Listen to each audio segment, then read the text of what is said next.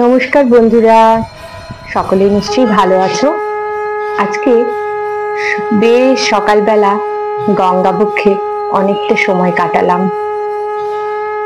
এই গঙ্গার ধারে তিলোত্তমা কলকাতা গড়ে উঠেছে, কিন্তু সেই কলকাতার বুকে আজ আন্দোলনের আগুন, আজ নিরাপত্তার অভাব, বড্ড কষ্ট হয় গো।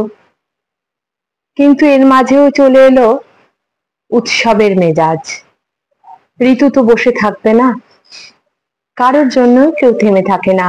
সময় অন্তহীন বহমান, ঠিক গঙ্গার মতোই। সে নদীর স্রোতের মতো সময় বয়ে চলেছে।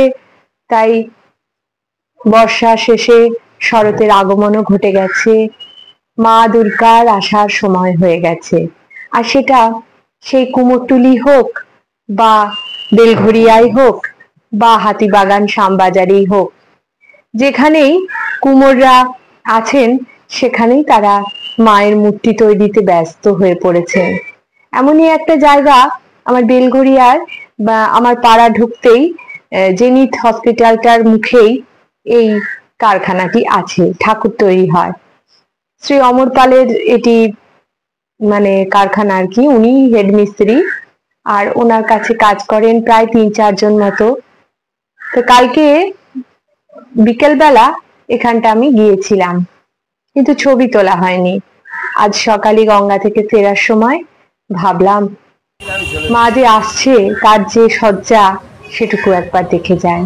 সেই অন্ধকার ত্রিপল ঘেরা জায়গার ভিতরে বাল্ব জ্বালিয়ে নিরন্তর পরিশ্রম করে সেই পুরুষ শিল্পীর হাতেই তৈরি হচ্ছে কিন্তু একটি মায়ের মূর্তি। আর দেখুন আমাদের শিক্ষিত সমাজ সেই মায়ের লাঞ্ছনা, মাকে অত্যাচার, মায়ের উপরে কি ভীষণ নির্মম ব্যবহার করে চলেছে। এ আমাদের লজ্জা। যে মায়ের জন্ম একটি শিল্পীর হাতে, একটি পুরুষের হাতে, আবার পৌরাণিক ভাবে দেখলেও কিন্তু প্রকৃতি আর নারী একাকার হয়ে গিয়েছে। তাই শুধু হরর পুজো হয় না, হর পার্বতীর পুজো হয়।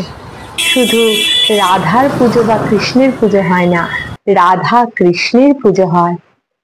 এই বোধগুলি, এই ভাবগুলি কিভাবে যে হারিয়ে যাচ্ছে মানুষের জীবন থেকে, মানুষের মূল্যবোধ এত নিম্নগামী হয়ে যাচ্ছে, তাই ভেবে ভীষণ দুঃখ পেলাম।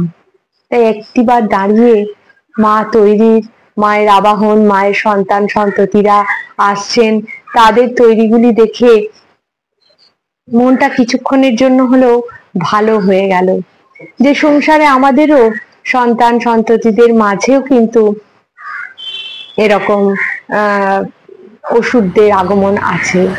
তো যাই হোক বন্ধুরা, এবার বাড়ি ফেরার পালা। আপনারা সকলেই ভালো থাকবেন, আনন্দে থাকবেন, আগামী দিনগুলো সকলের ভালো কাটুক। আজকের মতো বিদায় নিলাম।